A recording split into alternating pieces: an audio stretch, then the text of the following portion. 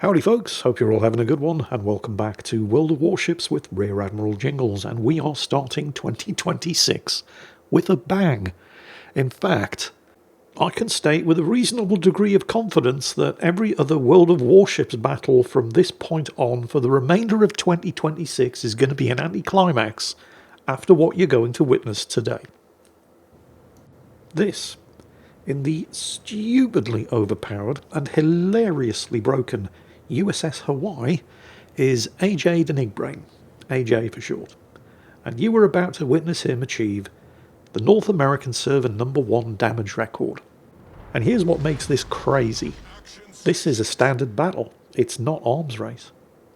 Generally, when you see a server damage record or a world damage record, it's happening in an arms race battle, and the reason that tends to be the case is because ships pick up repair buffs and hit point buffs in arms race battles, which artificially inflates the amount of hit points available for you to do in damage. So it's almost always the case that when you see one of these damage records, it's in an arms race battle. This is not an arms race battle. This is a domination battle here on the Greece map. This is about as standard as it gets. AJ here is divisioned up with a Yushikov and a Daring, and I just have to make a note about the name of the captain of the Daring there. Paul von Lettow-Vorbeck. There's a guy with a firm grasp of history. For those of you who don't know who that is, who have maybe heard of the name and think, where have I heard that before? Paul von Lettow-Vorbeck was the German commander of the Imperial German Army of East Africa, which sounds very impressive until you realise that that force consisted of 3,000 Germans and 11,000 locally recruited Africans. And during the First World War, over a period of 4 years, he used his 14,000 troops to run rings around an allied force of British, Portuguese and Belgian troops that outnumbered him more than 20 to 1. 300,000 allied troops. And with 14,000, he never lost a battle, he was never captured, and he was the only German commander in the entirety of the First World War to ever successfully invade a part of the British Empire. The man was an absolute legend. He died in 1964. Oh, and he absolutely detested the Nazis in general, and Hitler in particular. So he was all right in my book. Seriously, Paul von Lettow-Vorbeck, go and look him up. The guy was amazing. Anyway, enough of that. Back to the battle. So, the USS Hawaii. I have featured this thing before, and disgustingly overpowered and broken though it is, I still don't think it is the most overpowered and broken ship that was released into the game over the Christmas period. Although it's close. But I do think that particular honour does go to the German cruiser, the Bremen. But we're not playing the Bremen today, we're back in the Hawaii. So what is it that makes this thing special? Well, look at the size of the thing. It's basically a battle cruiser, but it is not, like all other battle cruisers, equipped with battleship caliber guns. Exactly the opposite. These are destroyer caliber 5-inch guns. It does, however, have 24 of them. Now, some of the turrets are ranged around the waist of the ship, so it can't bring all of them to bear on the same target. But it can bring enough. And unlike most 5-inch guns, these things actually have a range of 18.3 kilometers, which outranges certain battleships.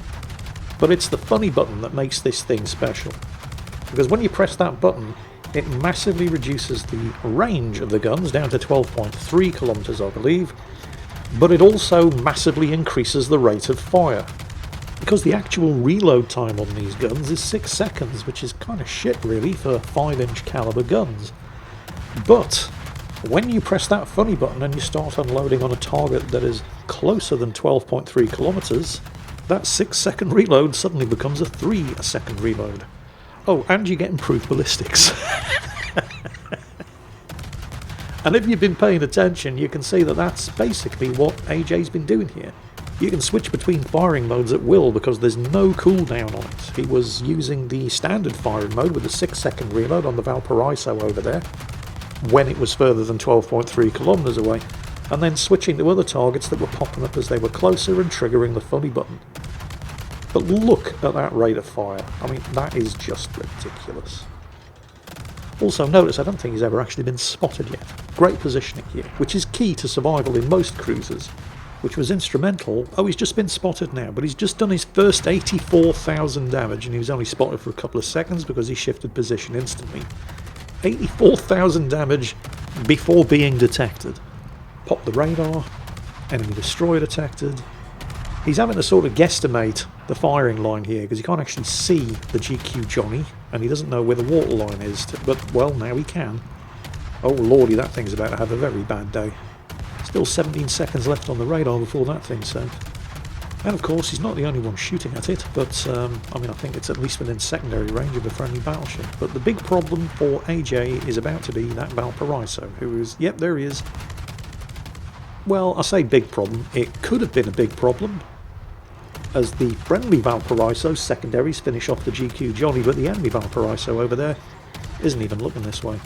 I mean, that thing's secondaries are still no joke, so he scooches up a little bit, and once again undetected. Because these are American 5-inch gun turrets, being as close to an island as this isn't really a problem. A lot of other ships just, they wouldn't be able to shoot over, but it's got those traditional American floaty ballistics, which is extremely bad news for that Valparaiso. That's 175,000 damage, by the way. Notice the Valparaiso trying to shelter behind an... Actually, I'm not even sure that he was deliberately trying to shelter behind an island. But it wouldn't have mattered because, as you can see, with the ballistics of these shells, he's able to shoot over the island and hit him anyway. It looks like he's trying to take out the Yushikov, which, you know, kind of makes sense. But he's sailing right into a crossfire. His secondaries are firing back, but the main gun batteries are definitely not pointing this way. So, AJ... 220,000 damage done now, and he's barely getting started. There's his high caliber award. Okay, the friendly Yushikov in the division goes down, actually taken out by an enemy Yushikov, which means that Valparaiso just sailed into a crossfire for nothing. However, he is probably likely to be swinging his guns around and looking this way now. There's the top grade gunner skill, by the way. So that does increase the reload, because he's not using the funny button at the moment. That increases the reload when there's an enemy ship within your detection range. So the kind of slow-ish default 6-second reload situationally isn't even as slow as that. Enemy Minotaur spotted, switching to the armor piercing, outside of funny button range. Remember, this is the slow reload.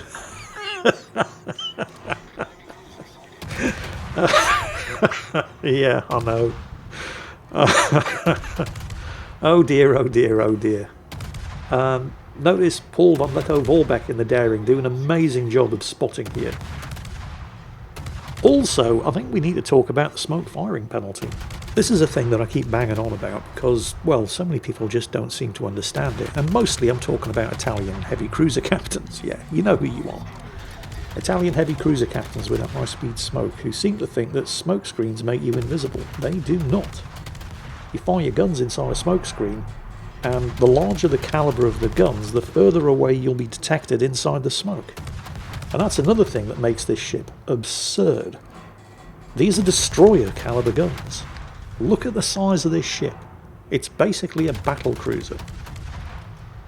It has the same smoke firing penalty as a destroyer. You can be inside a smoke screen in this thing, shooting at an enemy 3 kilometers away and they won't see you. Oh, Jaeger and Halland just nailed each other in a torpedo drive-by. And don't worry, we will soon be seeing an example, courtesy of Paul von Lettow-Vorbeck in the Daring. An example of how a ship this size can totally abuse the shit out of that smoke firing mechanic. 250,000 damage done, by the way. And a perfect example here of how you really do have to be careful about your ammunition selection. Armor piercing or high explosive. And the armor piercing will do big chunks of damage to enemy battleships, but usually only if you hit them in the superstructure. Anywhere else, you're probably going to get lots and lots of ricochets and shatters, because it's destroyer caliber 5-inch guns. There we go. There's the smoke. And undetected.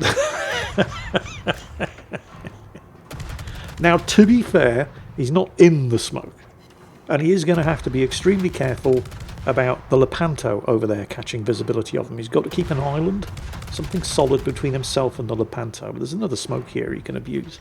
And from that position, and he did get spotted there shooting at the Lepanto, but again he's safe.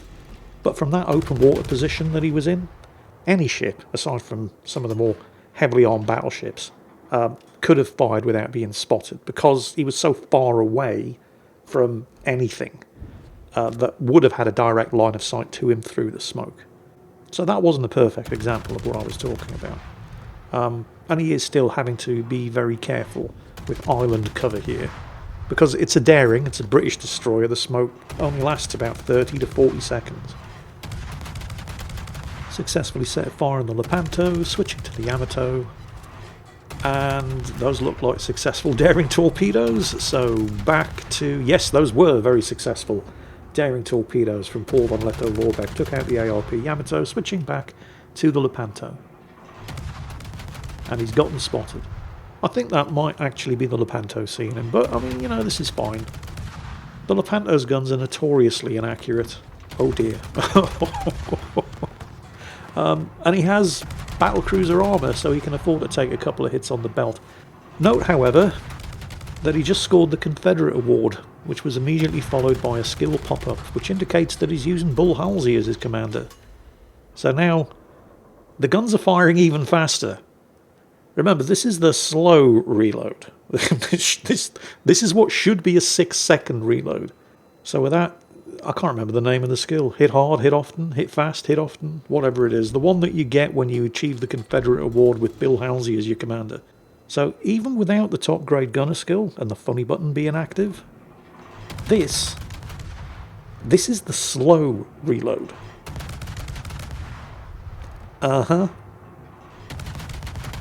Yeah, much better shooting at the Yamato here. See, he wasn't doing any damage earlier because the shots were hitting the deck, but he was farming the superstructure for damage there. And when you're shooting at battleships, those are basically the only circumstances where the wimpy little 5-inch shells on this thing are liable to do any kind of damage. Lepanto's shooting at him, but, well, it's a Lepanto, so it missed. And again, this positioning, in combination with the smoke, he's momentarily getting spotted as he sort of breaks cover between islands. But, I mean, you know, these are calculated risks. He got lit up for a second or two, and I think the enemy Yushikov took the opportunity to take some shots at him, but he is effectively firing blind now. And look at its rate of fire. Yeah, but fuck off, game. And remember, it takes more damage and adrenaline rush kicks in. This thing's going to get even faster. This is just absurd. What did that Yamato do to deserve this?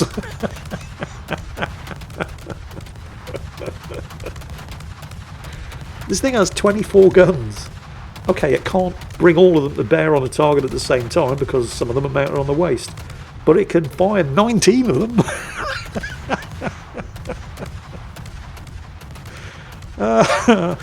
Okay, the smoke's dissipated because it's British smoke. It only lasts 30-40 seconds. So now he could be in trouble.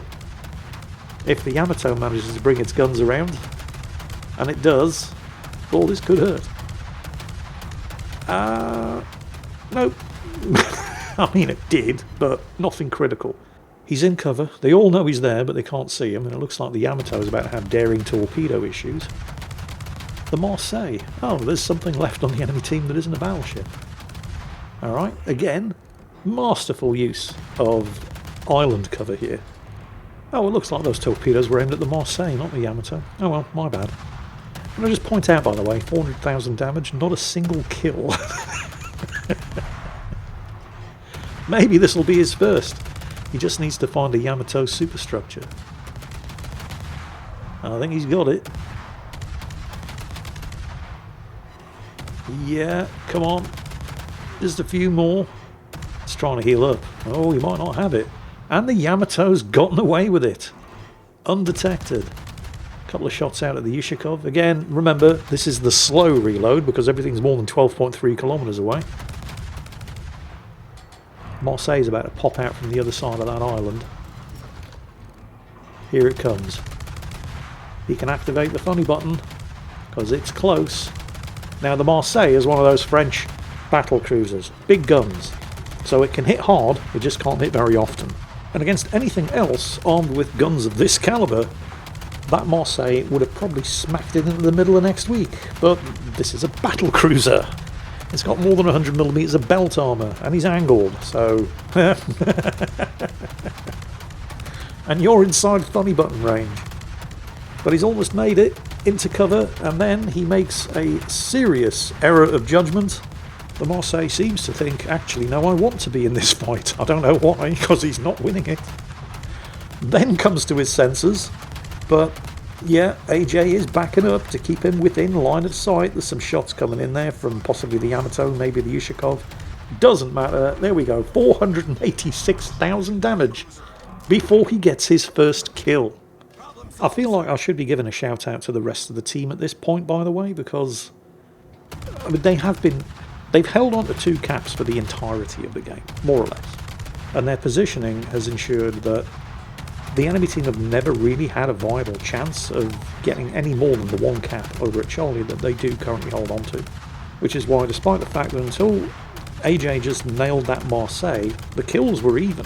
They've only just gone 1 kill ahead. And despite the kill parity, the team do have a 300-point advantage. How much fun do you think that Ushakov is having right now? Again, it's all down to this positioning. Daring doing the spotting, AJ just lobbing shells over the island. The Ushakov is being forced to fire blind. Now check it, look at that. He actually scored a hit and he knocked a gun turret out. A turret on the unengaged side that can't shoot at him anyway. You poor bastard. Oh, that's fantastic. 543,000 damage, by the way. I just thought, you know, I'd float that one out there just in case you haven't been keeping track. Ushakov still can't see him, still firing blind. I mean, what else can it do? Because it's doomed. And there's kill number 2. Score is 888. 2 enemies remaining. They're now outnumbered 2-1. They still only have the 1 cap circle. There's the Yamato. He didn't, I mean, you know, don't run, you'll just die tired. At this point, I don't think he really cares about being spotted. He probably should, because the Yamato can smash through your armour at, well, this could hurt. That didn't hurt. The Conqueror's finished off the Lepanto, there's just the Yamato left. The Yamato can still mess you up because it can smash right through your bow armour. Maybe if you take these on the belt you can bounce them. No, they hurt. They just didn't hurt enough. You're at 994 points. Can you finish off he's healing. Come on. No, well, you won. There's 1,000 points. Can you get him? Can you get him? I don't think you can. Oh, you were robbed.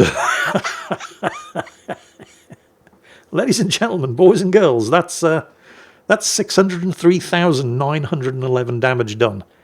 Now that would be a jaw-dropping amount of damage to do in an arms race battle where everybody had free heals and increased hit points. This was not an arms race battle. This was a domination battle on the Greece map. That's 4,000 base experience.